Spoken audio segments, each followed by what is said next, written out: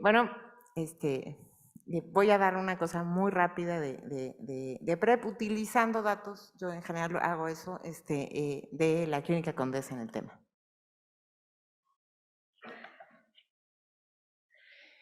Bueno, hay un modelo de prevención que es ahora mucho lo que se hizo en la guía, ¿no? O sea, un modelo de prevención combinada que incluye utilizar, yo diría que básicamente consiste en utilizar todos los recursos técnicos con los que contamos para evitar una infección por VIH y que tiene que estar concentrada básicamente en poblaciones clave y que por la facilidad del diagnóstico de VIH, de sífilis y de hepatitis C y B, deberían incluirse estas infecciones de transmisión sexual. Sabemos que en la mayoría de las guías hepatitis B es obligada por el manejo que vamos a dar de tenofovir, pero básicamente ese es el modelo que se propone en los nuevos estándares. ¿Cómo lo hacemos? Pues se requieren hacer acciones de alcance de población, se requiere sí concentrar en poblaciones clave, distinguir las estrategias que hacemos en poblaciones de alta y baja prevalencia, porque efectivamente no son las mismas las que podemos utilizar en mujeres. Y básicamente ahora lo que necesitamos es, estábamos siempre peleados por el tema de retener personas positivas a VIH en los servicios y ahora tenemos que retener a los negativos también. Entonces, esa es un poco la idea que nos tenemos que hacer. En términos de prevención combinada, evidentemente, el elemento fundamental es el diagnóstico. Si no teníamos un diagnóstico positivo confirmado, no podemos iniciar tratamiento. Y si no tenemos un diagnóstico negativo, no podemos iniciar PrEP. Entonces, básicamente, el tema de incrementar el diagnóstico, de tener accesibilidad al diagnóstico, de bajar el diagnóstico hacia espacios más cercanos a la población, que pueden ser comunitarios de primer nivel, y facilitar la vinculación a los sitios de atención es un elemento fundamental. Nosotros tuvimos una reducción muy grande del diagnóstico, 15%, a nivel nacional fue del 70%, y ahora ya un incremento. En la línea de abajo ven lo que dice otros programas, los pacientes en PrEP están abajo, porque si los pusiéramos arriba, como les hacemos pruebas de forma periódica, pues se movería de alguna manera. Y aprovecho para decirle, si están por ahí los de Gilead, que el incremento de pruebas y la reducción de la proporción de positivos se debe a un proyecto de colaboración con Gilead que canceló Gilead este año, por cierto. Y pues bueno, el crecimiento de el número de pacientes que se atendieron en 2022, llegamos en Las Condesas a 21,749 en la Ciudad de México, y si incluimos las cortes del Instituto Nacional de Nutrición y del INER, 24,552.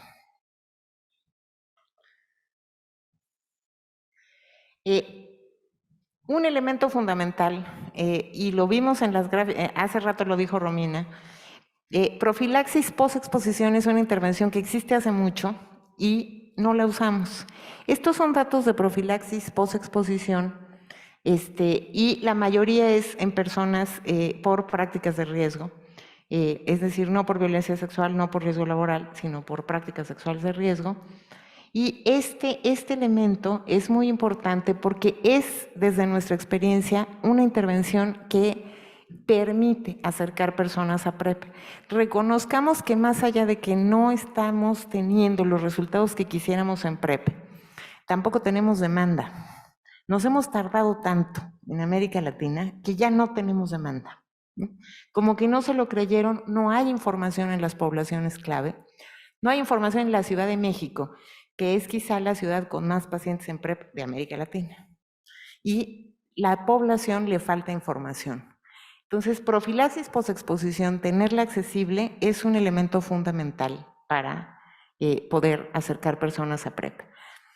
Y básicamente tenemos ahora, esta es la parte nueva, esta la conocían, es el modelo presencial, que incluye en la primera cita las pruebas serológicas, la valoración de riesgo y la prescripción del PrEP en la primera cita en la mayoría de los casos. Hay algunas excepciones, pero es en la mayoría de los casos. Ahorita van a ver los números. Y en la segunda visita, la prueba de VIH que confirma la primera, la mayoría de las guías de América Latina, incluida la mexicana nacional, propone que el paciente se espere un mes para saber que sí es negativo y que no tenga sexo un mes, para lo cual no necesitaría PrEP, si pudiera mantenerse y pudiera administrar el mes completo.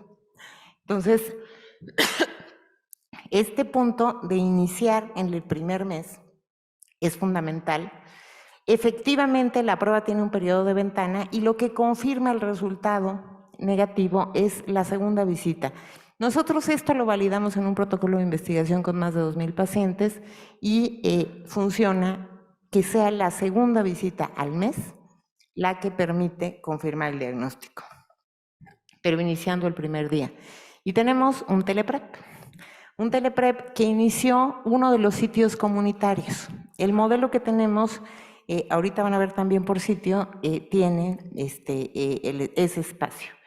Y básicamente hacen la promoción por redes, hacen una cita remota, revisan resultados de las pruebas corren a cargo del paciente. El paciente se hace la prueba en algún sitio privado, en alguna ONG o en algún sitio público y las presenta de forma remota. Se capturan en un sistema para poder hacer un monitoreo y se hace la misma intervención pero remota. Y una vez que pasa la parte, le envían el tratamiento. En México, desde el sistema público no podemos enviar tratamientos, pero y la guía, en el caso de este modelo, el envío corre a cargo también del usuario, ¿no? Entonces, esto ha permitido que incrementen de forma muy grande el número de pacientes, ¿no? Entonces, básicamente tenemos como modalidades presencial en unidades públicas, presencial en centros comunitarios y remoto, teleprep, que funciona en este momento en servicios comunitarios. Es un modelo cargado en consejería, es mucho más la participación de consejería que la médica. Todas las guías de Latinoamérica están cargadas sobre el lado médico. Si el paciente no pasa con un médico, no se le da PrEP, ¿no? Si los médicos recetáramos, prescribiéramos todos los anticonceptivos, no habría cobertura de anticonceptivos. Y los anticonceptivos tienen más efectos secundarios que el Truvada, ¿no? La diferencia es que los anticonceptivos los tomamos mujeres, entonces, o sea, es decir, es menos complicado el manejo de los efectos secundarios entre las mujeres. Básicamente hay un tema de capacitación continua, monitoreo en esta base de datos, en este sistema electrónico, no es solo una base de datos, una supervisión y acompañamiento tanto a los consejeros que hacen la intervención como a los sitios comunitarios. También tenemos una opción con enfermeras. O sea, todo el mundo dijo que la hepatitis C la podían tratar enfermeras, pero el PrEP tiene que ser un médico infectólogo especialista en VIH. Y se audita con este mismo sistema la dispensación de PrEP. Este sistema nos da diferentes tipos de intervención, que es continuidad de PrEP, nuevo ingreso a PrEP, puede ser diario o a demanda. Casi no hay información en América Latina sobre PrEP a demanda y para un grupo muy importante es una opción, porque hay un grupo muy importante que no tiene una dinámica sexual que implique diario y a demanda es muy buena opción. En experiencia en general se les recomienda que inicien con el diario para que se habitúen, pero está teniendo mucho éxito en último tiempo en la corte de la clínica el PrEP a demanda. Y intervenciones de profilaxis posexposición por conducta de riesgo, por violencia sexual, por riesgo laboral y infecciones de transmisión sexual que también lo registra el sistema. Aquí sí pasan con el médico, en el caso de las infecciones de transmisión sexual o en alguna alteración. Son muy pocas las diapositivas que les voy a dar, básicamente tenemos 5,829 pacientes en este momento, 3,545 en sitios públicos, que son las 2 clínicas Condesa, una unidad de salud trans y un centro penitenciario en la Ciudad de México. y los centros comunitarios tienen 2.284. Si se dan cuenta, el 40% prácticamente de los usuarios están atendidos en PrEP en centros comunitarios. Y todos capturados en ese sistema y monitoreados. Aquí están por género, la mayoría son hombres cisgénero que tienen sexo con hombres, hay mujeres trans y mujeres cis 57, son casos específicos, en la mayoría de los casos parejas de hombres con VIH, en la mayoría de los casos hombres no indetectables. Alguna con temas de violencia, alguna de esas mujeres cis. Bueno, eso era para Isabel. La población alcanzada, aquí hay un gran reto. O sea, es decir, aparte de que tenemos que incorporar PrEP, tenemos que tener pues una especial atención en ciertos grupos. Si la incidencia de VIH está entre los 16 y los 22 años, pues incorporar adolescentes es muy importante. Nosotros ahí no somos tan efectivos. El tema de las mujeres trans es muy difícil para toda la región. Seguramente si algún día llegan los inyectables será más fácil. Hay un tema de polifarmacia con las trans, un tema de prioridad y un tema de ser tratadas como hombres, que es básicamente la queja que ponen. El tema del incremento de adicciones, aquí dice 9%, pero esto es exclusivamente la encuesta inicial cuando llegan, ¿no? Entonces, el tema del uso de drogas se incrementa en visitas posteriores, no tenemos todavía ese dato, pero lo tenemos registrado. Y aquí pueden ver esas poblaciones por sitio.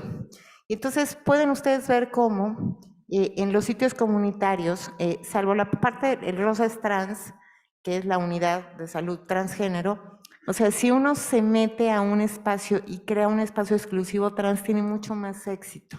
Y si la navegación la hacen trans y no la hacen hombres que tienen sexo con hombres, eso lo da.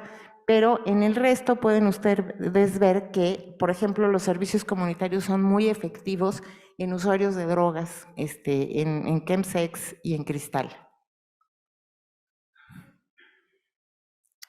Nacionalidades, aquí tenemos, o sea, algunos de las personas que tienen nacionalidad colombiana, venezolana, están por ahí Argentina, Estados Unidos, hay centroamericanos, pero bueno, por mucho el primer lugar es Venezuela.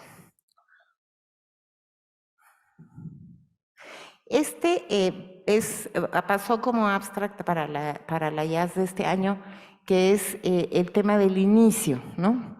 Entonces,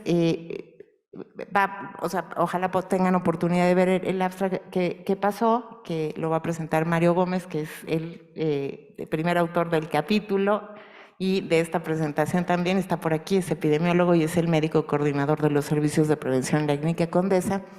Y el punto es, centrado en consejería, tenemos 84.7% de pacientes que iniciaron el mismo día su atención, ¿no? Y de los que atendió consejería, el 98.8% inició el mismo día, y de los que atendieron los médicos, la mitad. O sea, es decir, claramente, o sea, el tema de desmedicalizar, que es un punto que así lo mencionan las poblaciones de hombres que tienen sexo con hombres, sí creo que puede tener efectos. Son negativos, insisto. Y, o sea, Juan Luis hablaba de esta cosa de tengo que hacer unos exámenes, o sea, tienes 400 CD4, 22 años, y te voy a hacer unos exámenes antes de iniciar, y luego pensamos que ese paciente va a regresar, ¿no? En un negativo, ¿no? O sea, tiene 19 años, es negativo, pero hay que ver la creatinina, ¿no? Hay que esperar un mes, o sea, es decir, o sea, no podemos decir que se puede iniciar un tratamiento antirretroviral en una persona positiva el mismo día, pero no podemos aceptar que a una persona se le puede iniciar el PrEP el mismo día, ¿no? O sea, es decir, es una parte en donde, pues ya en la siguiente presentación, en unos 5 o 10 años, lo pondrá Juan Luis así como lo puso hace ratito, ¿no? Una de las partes que nos da el sistema también es la pérdida de seguimiento. El 10.7% de usuarios no regresa a la primera cita, ¿no? Y el 18.8% en el segundo seguimiento. El segundo seguimiento es 4 meses después, ¿no? Pero es importante medir, porque nosotros discutimos si importa la creatinina, si importa el resultado de no sé qué, el periodo de ventana de la prueba, pero no medimos cuántos perdemos. Entonces, no regresan el primero. Cuando les decimos que regresen en 30 días sin haber tenido sexo para poder ver el periodo de ventana, número 1, sí van a tener sexo y nos van a mentir. Número 2, nos van a decir que no. O van a llegar a la primera diciendo que hace un mes que no tienen sexo, ¿no? Entonces, ¿para qué querían el PrEP? Y el punto es que no medimos los que regresan. Pero piensen que el incentivo para perder un usuario negativo es mucho mayor que un positivo. Entonces, no hacer el esquema rápido, pues es un tema. También podemos con este sistema monitorear las infecciones de transmisión sexual. Estas son las de valoración inicial. Sífilis la ven muy alta, pero la verdad es que la prevalencia de sífilis activa general del laboratorio de la Clínica Condesa es 24%, ¿no? Entonces, los usuarios de PrEP se han mantenido por debajo, curiosamente. Sí hay toda una labor de buscar que se mantengan negativos y de uso de condón, y lo que sí tenemos es la segunda prevalencia más alta registrada a nivel nacional. La más alta es en personas con VIH, usuarios de cristal. La segunda más alta a nivel nacional es en este grupo de pacientes, usuarios de PrEP, de hepatitis C. Es casi el 1%. Y a partir de este tema de cristal, que sí buscan muchísimo, o de pronto entran a PrEP y luego inician el cristal y un poco lo hacen adrede, ¿no? O sea, buscando no infectarse de VIH, pues hemos tenido que incorporar un programa de reducción de daños intenso, que está absolutamente saturado, que tiene desde el año pasado sin ingresos porque ya no tenemos capacidad para atenderlos, pero que también ha tenido ya la posibilidad de tener personas que suspenden el consumo de cristal o que lo sustituyen por algún medicamento que a veces escasea, pero en general es metilfenidato. El incremento de usuarios de PrEP, es 21, 22 y lo que tenemos ahorita en 2023, que sería un elemento fundamental de prevención combinada. El acceso diferenciado para poblaciones de más riesgo. Aquí, si se dan cuenta, no somos tan efectivos, ¿no? Trabajadoras y trabajadores sexuales, sobre todo hombres, somos un poco más efectivos. Usuarios de drogas, creo que crecen las visitas de seguimiento, pero en mujeres trans y en adolescentes seguimos sin tener mucha efectividad. Y aquí, ¿cómo incrementar el acceso a PrEP? En 2022 tuvimos ingresos, fue el primer año que tuvimos más ingresos a PrEP que personas que ingresaron a tratamiento de VIH en Las Condesas. Fue la primera vez, pero me parece que podría ser un indicador inicial. Se tiene la capacidad, los servicios médicos especializados de VIH, de ampliar la cobertura de PrEP. O sea, es decir, vean cómo se necesita que ingresen más. A mí me siguen pareciendo pocos los primeros. El costo en farmacia en México de emtricitabina tenofovir hay una presentación de $110 y otra de 85, no es accesible para más del 90% de la población, ese sería el costo por mes. Y quién sabe cuándo tengamos accesibles los inyectables de acción prolongada. En conclusión, las estrategias de prevención combinada con PrEP centrada en consejería, tanto en modalidad presencial o virtual, es segura y efectiva. Eliminar pruebas innecesarias y acortar tiempos de espera no representa riesgo para la salud de las personas usuarias ni para el diagnóstico. La incidencia de ITS en personas con PrEP no ha sido superior a las personas con VIH o negativas a PrEP, sin PrEP en nuestro entorno. La vinculación comunitaria permite alcanzar población más vulnerable que puede tener un mayor beneficio a PrEP, y la reducción del costo privado de emtricitabina tenofovir, incrementando la oferta de registros en los países, puede mejorar la cobertura de PrEP por vía privada. Y pues agradezco al equipo de prevención de la Condesa, al equipo de consejería, que es el que está fundamentalmente aquí, y al doctor Mario Gómez, que insisto está por aquí, que no lo conocen, pero en realidad él es quien coordina los servicios de prevención y el que espero que un día de estos lo inviten a presentar.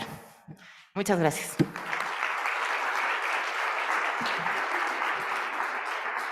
Bueno, excelentes presentaciones todas. No sé